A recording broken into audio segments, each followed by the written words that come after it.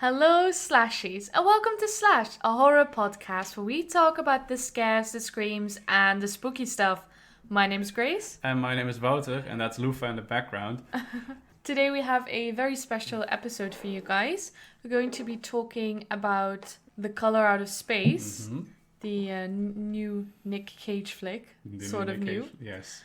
And it's going to be a very special episode because I actually haven't seen the film yet. But Wouter has, and he has so many interesting thoughts about it that we thought if we're going to discuss this film at length, we might as well make an episode out of it. So Wouter will be mostly reflecting on it, and I will try to add my sort of general knowledge of how to make a horror film and on Lovecraft into the mix. So, without further ado, Grace will be gracing us with a lovely synopsis. Color Out of Space is a 2019 Lovecraftian cosmic horror film directed by Richard Stanley and written by Stanley and Scarlett Amaris. The film centers around the Gardner family, consisting of parents Nathan, played by Nicolas Cage, and Theresa, played by Jolie Richardson, and their three children, Lavinia, Benny, and Jack. The family has recently moved to live on Nathan's late father's farm in the middle of rural New England. That night, a pink purplish light descends upon the farm, sending all of its residents into a daze. Jack is especially affected by the impact, and upon investigation, Nathan discovers that a meteorite has crashed in their front garden. The local authorities arrive the next day, along with hydrologist Ward Phillips. He offers to investigate the strange rock, and Benny advises him to talk to Ezra, a strange, bewildered man who lives off the grid in the woods near the Gardner house. While Ward and Benny are there, Ward notices that the water they are offered has an oily sheen to it. He performs a swab test on the water, and to no surprise, the swab turns bright purple, indicating that it has been contaminated somehow. The next day, when a news crew shows up to interview Nathan about the meteor, it has mysteriously vanished. This adds on to Nathan's sudden and growing frustration, and he becomes increasingly hostile and agitated towards his children in particular. Later that day, Theresa absent-mindedly cuts off two of her fingers while preparing dinner. Nathan rushes her to the hospital and leaves Benny in charge to take care of the house and the alpacas. Benny goes out to put the alpacas back in the stable, but he seemingly stays away for nearly a full day, and when he comes back he tells Lavinia that it only felt like a few minutes to him. Things escalate around the farm, with strange growths and lights coming from the well, crops growing ridiculous sizes only to turn out to be inedible, and electrical appliances constantly failing. These events come to a climax when the family goes to check out the alpaca pen, only to find a mutated blob of alpaca in the stables. In the confusion, Theresa and Jack are blasted by the color and similarly become fused together. The family brings them inside and lock them in the attic, completely in shock and unsure what to do. In a mad attempt to appease the monster, Nathan locks Lavinia in the attic to be eaten alive. That night, after a call from a distressed resident, Ward and the local sheriff come to check out the Gardner house and find the horrors within. They bust into the attic and shoot Theresa and Jack before making an escape to the front garden. The film ends with Ward taking refuge in the basement of the house, while it and its residents disintegrate into a purple haze, leaving only a grey, barren wasteland. Thank you. You put on a little bit of a cinematic voice for that one, didn't you? You got into it. I got into it, yeah. Yeah, well, you make it sound a lot more epic than it was on screen, I gotta tell you. So, yeah, I had thoughts about this film, because for those of you, like for the two people who are tagging along on our Twitter, they'll have seen my hot take rant that I was doing as I was watching this. And I have a hard time with this film because I love me some Lovecraft, and this looked really promising. I thought, okay, this looks cool. This looks like it's going to be faithful to the source material, sans any racism, because of course we gotta have the little caveat: Lovecraft is very racist, and I don't condone any of that behavior. But love me some Lovecraftian fiction, so I thought this looked promising. And you were really excited for this, right? Yeah, I was super hyped. I thought. It had a big name actor, and Nick Cage has good moments, so I was okay, that could be really cool. It looked visually interesting. I read some reviews, and most of them seemed favorable, and it has a really high score on Rotten Tomatoes as well, like 86% or something. Yeah. So I thought that was going to be really good. And then it's not really bad, but it's so many different things at once. It tries to do so many things and it doesn't commit to anything. And it's actively hurting the film. Like it really wants to be this cosmic horror thing, but it also really wants to do the whole Lovecraftian thing of going mad slowly, and it commits to neither of them, and then you get two separate films that are running through each other. And I think you can tell from the synopsis, because it's quite long, and like that's really not your fault, because I've seen you editing it, and then I went over it as well, because we really tried to make these as short as possible. And what I've noticed is that the shorter the synopsis, often the better the film, because it means that you can very clearly and concisely tell someone what it is about, what the meat of the story is. And here there's a lot of things you have to kind of tie in, because you have the family that is going through their sort of mental breakdown, but you also have Ward, who is investigating what is going on here. And I'm almost thinking that this would be more interesting and more like a sort of like sinister type of story, where Ward goes to investigate what went wrong on the farm. Yeah. And then kind of piece by piece is uncovering what happened to the Gardner family. But then because he's staying there for such a long time, he starts losing it. Yeah. Because, I got the book here, or the Cthulhu mythos. And what happens in the Colorado Space, the short story, is basically the same thing. The Gardeners live in the farmhouse, but they have lived there for just their whole life. They don't really move there. Meteor lands on their property, and then basically the same stuff happens. They sort of go mad, and all the vegetation gets weird, and the animals die, and the crops die, and etc., etc. But as you said, in the story, it is told from Ward, who is just their neighbor, I think. The cool thing about the story is that Ward just goes over there every day because he just wants to talk to Nathan. And then in the story, it's only really Benny, the kid, the son, who is getting weirder and weirder. And he's like, oh, how's the kid doing? Oh, he's okay. And then sort of that fluctuates. So like on the surface to Ward, it just seems like, oh, okay, the meteor crashed and that's its separate thing. And also this family is having troubles with the crops and the animals, and the son is getting sick, and doesn't really make that connection, because why would you? And then once shit starts hitting the fan in the story, Ward starts realizing, oh shit, there's actually way more going on than we might think. And that's really intense, because then you can actually tell that Nathan is not all right, that Therese is not all right, that Benny is super not all right. And that slow unraveling that happens in the story is what makes it intense.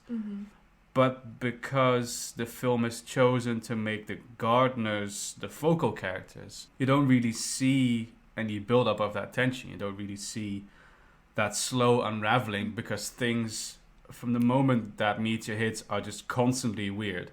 Like there's no subtle switch between weird and not weird, because as soon as the meteor hits, Jack is super, like the little kid is acting super weird, like he's whistling and talking to the well, like cookie cutter horror movie kid stuff, like drawing shit in his scrapbook. Of course. You know, gotta get those hours in.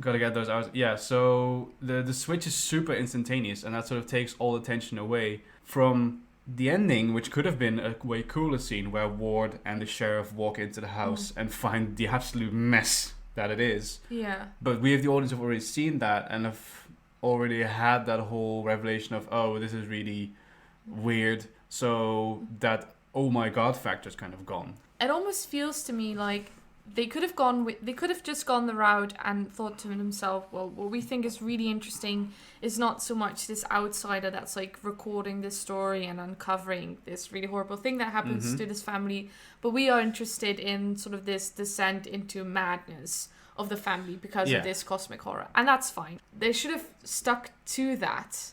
Because, like you said, there's no sense in you kind of seeing them and then also discovering what is happening to them alongside that.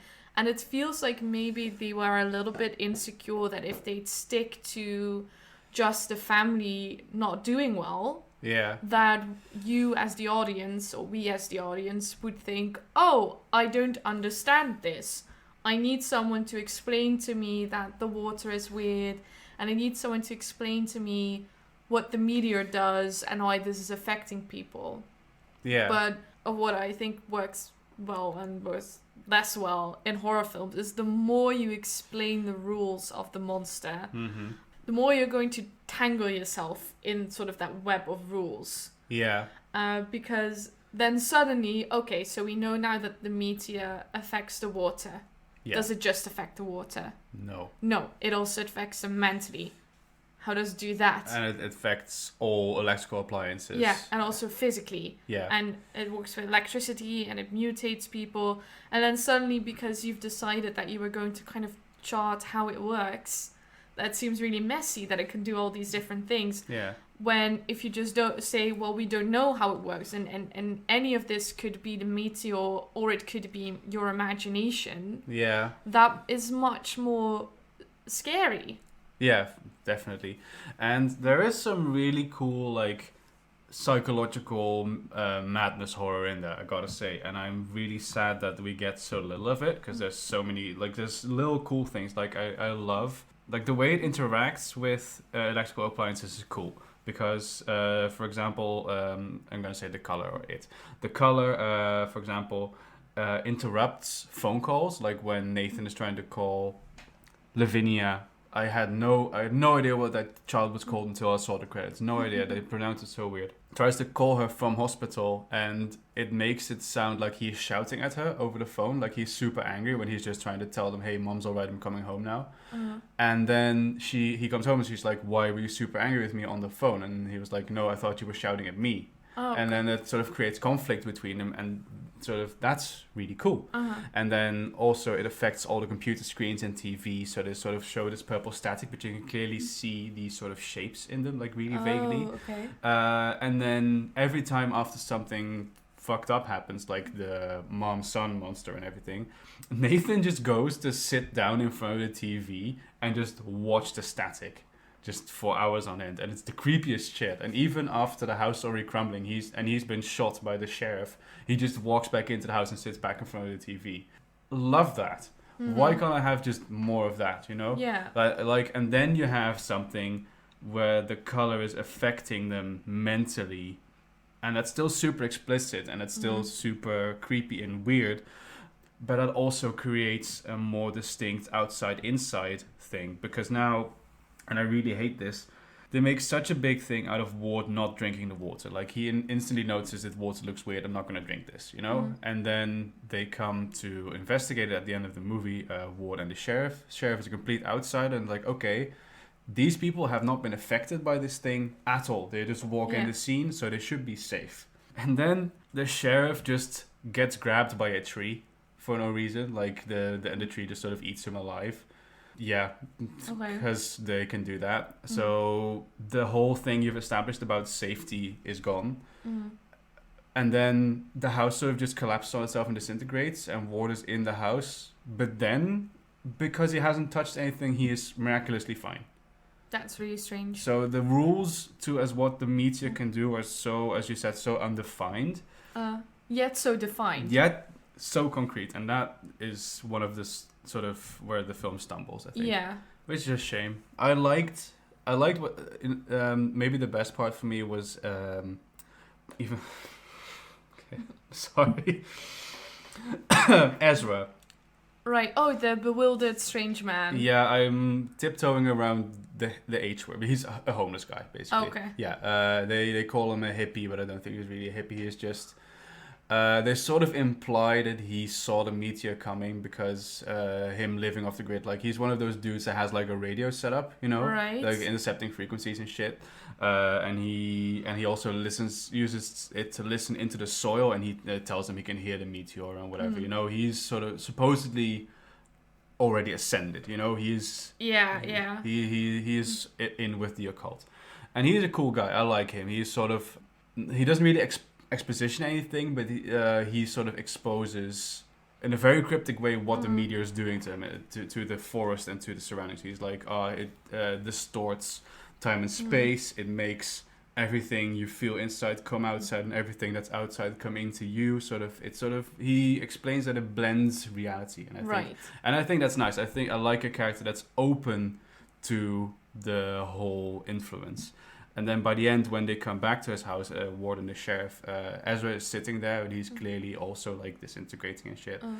And he is talking to them through the radio, like he's become one with the color and with the radio frequencies, and I thought that was super cool. Really cool. And then as his reality crumbles, his voice over the radio becomes more distorted and louder and more static until the entire shed sort of collapses in on itself. Do you think it would work if they had just gone with like Nate is investigating what's going on and he's talking to Ezra? Or do you feel like Ward really served his purpose in the film? No, they did my boy Ward dirty, which is a shame because he is the only character of color in the film. Oh, okay. Oh no, I think the mayor is Hispanic, but she is awful. Oh. Yeah, because she comes up to the gardeners and they're like, "Hey, could you help us with this meteor?" She's like, "Nah, you should have sold me the land when you could have," and then she just fucks off and leaves. Right, love that. Yeah, so yeah, that's our two people of color in the film. Jeez. And I think it's what Howard would have wanted. It's what, yeah, and I think Ezra is of color. Yeah. But so not very diverse there. Yeah, and I think if you look at sort of Lovecraft stories on a whole, and we're going to be very generous to it for a second, I think the fear in Lovecraft is the fear of an unknown outside force that is going to infiltrate your safe space. Yeah. And there's nothing you can do to stop it because you're insignificant little human. Yes. And that infiltrating outside force, in Lovecraft is often coded an allegory for how afraid he was of people of different ethnicities, different races coming to America and being heard. Yes. I did want to sort of address that. But if we look at it as just this, I'm afraid of this big outside force that I can't control because I'm very small, insignificant human, I think that is a very universal fear. Yes. So what I really don't get about this, just from a very basic level, is why they are moving to the farm. Yeah. Because in this film, it feels like the way you're describing it to me, the gardeners are as much infiltrators as the meteor. Because clearly the mayor doesn't want them there. No. And that's very strange. So it isn't all like they have this sort of peaceful little life. They have their land and it's being destroyed. Because they could have played with that, right? Like they're this farmer family and they do things like the old way. And they kind of try to have this little like pastoral, conservative lifestyle. That's no longer sustainable. Yeah. Like people will rather buy milk from the supermarket than a higher price buy from the farm to table. Yeah. Yeah. And the mayor or other people are kind of like pressuring him to sell. Yeah. And then the meteor is kind of mirrors that. Yeah. And then you also have this sort of incentive for Nathan not to want to leave his farm. Yeah. Because that thought is being repeated over and over again in his head, like, no, this is my farm, this is my land, I'm not going to leave no matter what's going to happen with me. And it kind of shows you, well, if you're that inflexible in like an extreme way, then you're going to literally get stuck there. Yeah. Which is actually what the film ends on, because after Nathan has been shot and sitting in his chair and sort of Ward tries to talk to whatever is left of him, he says something along the lines of, my family's all here, we belong here. And then before he disintegrates, you can actually see the four of them sitting on the couch together before the whole house disappears. But it's really strange because, like you said, it's a very conscious choice that they move here. And clearly he's not good at farming because for some godforsaken reason, he bought alpacas instead of cows. Because the alpacas weren't there yet. And the only reason he wants to keep the farm is because he wants to uphold his dad's legacy. But he's not a farmer at all. I think it could have been like a cool twist even that he's like, oh man, I gotta go with the times. Okay, I bought some alpacas, I guess. The alpaca milk, is this what the hipsters want? Yeah.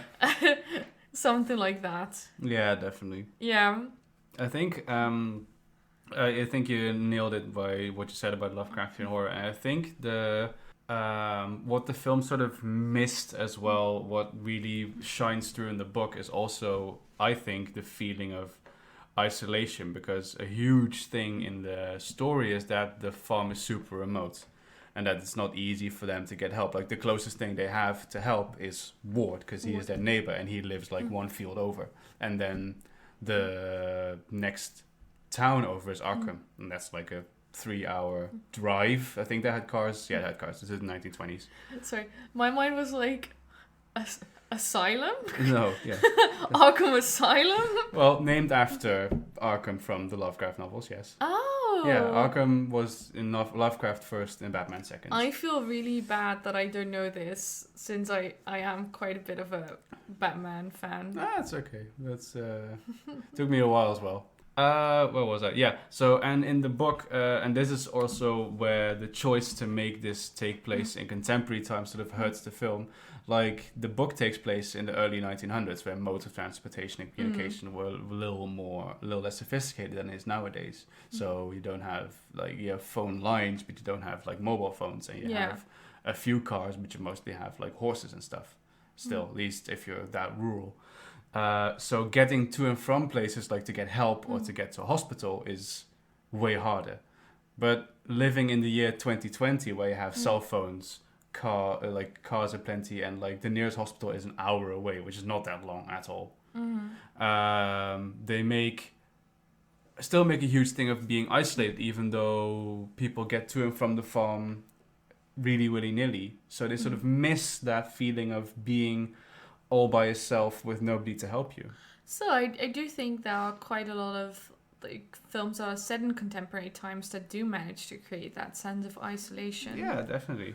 And especially if they had gone for, in this story where they do take, like, I suppose they live in a city, right? Before they move here. You don't actually see them move. They only say that they moved there. Okay. Well, you could have done that, because I think whenever I've really gone into the countryside, I always find it kind of impressive, because suddenly there's just these huge fields and stretches of land, and like there's no houses anywhere near you, and you're under this really like big open sky that does really make you feel a lot smaller than what I feel when I'm in the urban area where I live, where you can't walk for 2 minutes and before you see a car. Yeah. So I do think they could have gone with that feeling. Yeah, but they didn't really. No. And then again, that's again a different film. Yeah. And, I think it's just too much of everything, and therefore it's nothing. Yeah. It's kind of nothing. I also not sure how I feel about the monster horror that was in there. The body horror? The body horror, yeah. The alpacas and the Teresa Jack monsters that were in there. Was it good, gross body horror? Okay, here's the thing. I appreciated the first time we saw the alpacas, because then it was only really vague close-ups, and you could tell that they were clearly not doing well, but it was still, that I thought was well done and left up to the imagination. But the second time around, I feel like they just took a few sheep carcasses and sort of slapped them together and then made a move using like animatronics and stuff. So like that was Is it practical? No, I think it's animatronics. Oh. I'm pretty sure. That would be practical. Oh, okay, yeah. Is it CGI? No, I don't think so. Oh, okay. I don't think it's CGI. I haven't checked, but I know that at least part of the Teresa Jack monster is not CGI, because it said puppeteer or something in the credits. Oh, okay. And I need to watch back, but it said that somebody at least was controlling the thing. So I guess that's either like a sort of a puppet or like a suit or an animatronic. I can't help but imagine them like some sort of Rick and Morty, like melted alien. Okay. Because you described it as bubblegum. Yeah, okay. So now I'm just seeing it's sort of like a ball of flesh, and like there's an arm and there's a leg. Yeah, you need well, okay. Here we didn't really touch upon this in the synopsis, but they offhandedly mentioned that Teresa has cancer, and that's why she works from home. And I think they're kind of going for that. They Oh, sort of make Jack look like a growth that's on her back. I hate that. Yeah. I hate that. Yeah, but then later, it's also kind of reminiscent of The Thing, like sort of it has that vibe. Right, right. Yeah, and I didn't care for that too much because that just really dragged on. Like it was cool when you had the reveal of like, oh fuck, he's like stuck to her, and it looks really gnarly. But then there's like a whole scene where they're discussing what they're gonna do with them, and then they're just sort of lying there on the couch and just moaning and sort of making these sloppy sounds, Oh no. and it's the fucking worst. And you just have to look at it while they're discussing whether they're gonna take him to the hospital or not, and it's the worst.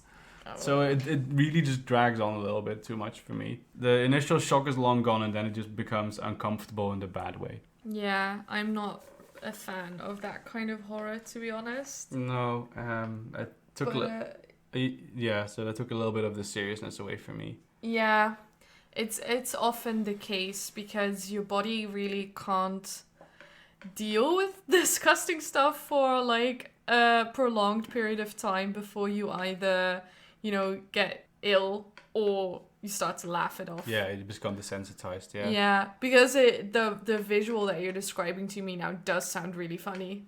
Yeah. Like with them just being like, I'm an abomination. And they're just like, should we take mom to the hospital? Or nah, we're gonna put her in the attic. Yeah. We're just gonna put her. Mom, come on. Yeah. Yeah, they just sort of put her on, like, they like put out the mattress as if that is gonna matter to them. Yeah. They need to make sure they're comfy. She can't lie on her back. No. Now I'm picturing Voldemort and Quirrell in a Harry Potter musical. Oh, it's not far off, to be honest. Sorry, how great would it have been if they just worn like a really big Sweater. and just their heads popping out like, we're stuck. Oh man, I can already see Scary Movie 6 or 7 like in the works now. Yeah. With that premise. Would you say that, because we've talked about a lot of like places where the film kind of falls short, Yeah. but where would you say the film really shines? Because I think you were quite positive about the acting, at least for Nick Cage. Yeah. I mean, it's. I think Nick Cage does well. I think he doesn't. He clearly does what he's supposed to do, and that sounds a little vague, but I feel like he does what the story requires him to do. It's just that because it's written so weirdly and because the change is so sudden that it sort of feels jarring to look at how he sort of switches between being just his normal, chill Nick Cage self to being super irrationally angry like this, And But does it add, like, do you feel like that's kind of the point? yes, once it took me a while to realize that was the point. So the first time he did it was super jarring, like in the bad way. It's just out of nowhere. But then once he puts on a little different tone, which is why I said like he's trying to do Jack Torrance. And I can just imagine what you mean by that. Yeah, right. Yeah. But once I sort of got like, oh, okay, that's what he's going for. That's the message here. Then I thought, oh, okay, at least yes. Like, especially towards sort of the end of the film, I felt he was doing really well, where he went sort of from angry, agitated to more demented, little sickly, and like weirdly calm. Sort of when he lets the ward and his ward and sheriff into his house and sort of just sits in front of the TV and stuff. I thought that was really well done. I thought that is when he sort of nailed the essence of the film for me, and I was like, okay, thank you, Nicolas Cage. I thought the initial like 20 minutes were really weird, like across the board. I don't know if that was an acting thing, but it felt like the family chemistry was just a little bit off even before the madness started. Like that was really weird to me. But overall, I think this film is well acted. especially by the side characters, I gotta say, like Ward is good, the sheriff does a good job. Like that's the thing. The outsiders make it interesting. Like all the bystanders, their reactions are really genuine and really, really interesting. And it's a shame you get so little of that.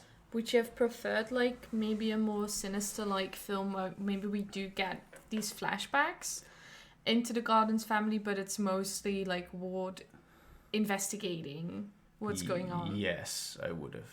I think I would have preferred that. Yeah, because You could have had this really cool shot where like he figures out it's the water, and then he realizes like he's been drinking it, and like having him freak out over it. yeah, that would be really cool because also there's this thing in the film and in the books as well where the film sort of just plays it off and then forgets it. Like Benny goes to look for that dog and then he thinks, oh, the dog is in the well, and then the well just sort of absorbs him really quickly, just like gone. But in the book, it is implied that Benny still lives down the well till this day, like, but in his weird whatever form he is now. Yeah. And it would have been really cool if you have Ward investigating it, and then going to the well, and Benny is still there. You know, but like every time he passes the well, he hears like a bubbling noise. Yeah. And then he looks down the well, but it's dark, so he doesn't really think too much of it. Yeah.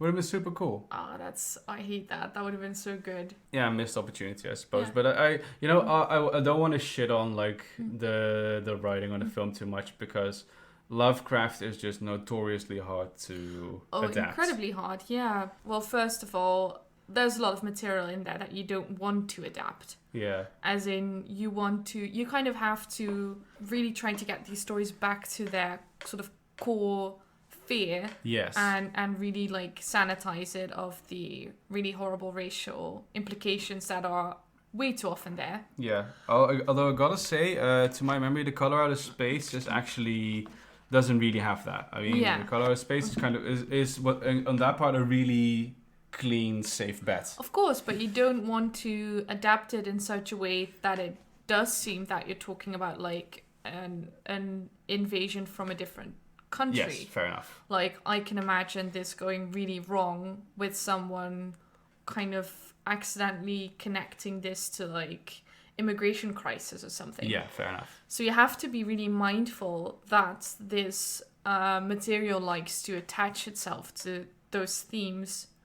So you really want to like get back to the core and then try to rebuild. But then again, even if you manage to do that and get it back to that core, which is like this fear of the sort of an unknown force that you're too insignificant and sort of weak to combat, that fear is incredibly abstract. Yeah. And that is also difficult because then you get, the more you show, the less effective it might be. It doesn't have to be, but that's an incredibly difficult sort of balancing act. Yeah, and then I think after the fact, visuals and after the fact investigation is way more effective because then you can play around with, finding skeletal remains that can't be placed. Like, you can find the skeletons of the alpaca mess and then not be able to determine what it looks like because it's just like two skulls that are sort of fused together or whatever. Is this an alien? No, it's just two alpacas fused together. And then also the film ends like on a shot of, I'm gonna assume it's Theresa's hands, like that's all crumbled to dust and the like wedding ring still on it. Like you can have the aftermath and just Ward sifting through it, and then just reveal clues that way, and that leaves enough room to leave it up to imagination. Also saw a really good YouTube comment like under the trailer of this film, like way back when it came out, because the whole thing about The Color Out of Space is that it's an indescribable color, and that works on paper, like you can just say, oh, it's like any color, unlike any color I've ever seen, and they repeat that in the film, but in the film it's purple. Yeah. It's a shade of purple. You can't really go around that. And somebody on YouTube commented, this would be a perfect film in black and white. In black and white, yes. Or you don't show the color and just do the aftermath where everything is grey anyway. Yeah. I also think just the more we talk about it, the more I think you could really play around with this story and like one of, America's greatest national crises, which is the Dust Bowl. The Dust Bowl, yeah. Which, of course, is about, dehydration and everything kind of like crumbling to dust. Yeah. So that would have been a really cool visual to tap into as well. Mm-hmm. Yeah. So I just wanted to add that. No, that's definitely true. And I'm thinking of like when Ward, it's sort of our like sinister version of it, like Ward figures out like it's the water and then he doesn't want to drink anymore. Mm-hmm. And then he's starting to dehydrate. And then people are like, no, nothing is going on. You just dehydrated. Yeah. And it makes sense also from the perspective of the gardeners then, why they would be physically deteriorating, because then also they're getting like water deficiency and dehydrating. So that works on multiple levels. Man, can you imagine there's like this really like interesting film out there that's like about someone like basically being psychologically tortured and like stuck in a place they can't get out of, and the water is really dangerous to them. So, and it's like a mental hospital. Yeah, so, yeah, and they're like trying to find like a cure or cure something. for like a wellness. There's a cure well. for wellness. I love the cure for wellness. Yeah, it's actually the first film we watched together. Yeah. We should do that one as well. We sometime. should. Yeah. So I guess go see this one, form your own opinion. Yeah. For any Lovecraft fans, I still highly recommend it. It is a pretty faithful adaptation to the book, and it's visually interesting to look at least. Yeah. Watch this one. Watch Sinister. Watch Sinister. We will do an episode on that one as well. Coming up, we'll have a guest host on for that one. We're going to have a bunch of guest hosts on in the near future. We're going to do Sinister and It. We'll do a series on it. Kind of comparing it with the miniseries. At least that's what we're planning. Yeah. There's also still a small Saw series in the works. So we've got plenty of cool stuff. Might not be as frequent with uploads because we're just very busy people. Yeah. But we are alive. And we hope you'll stick with us for the next one. Yeah. Until then. I've been Grace. I've been Wouter. And you've been slashed. Stay hydrated. Stay hydrated.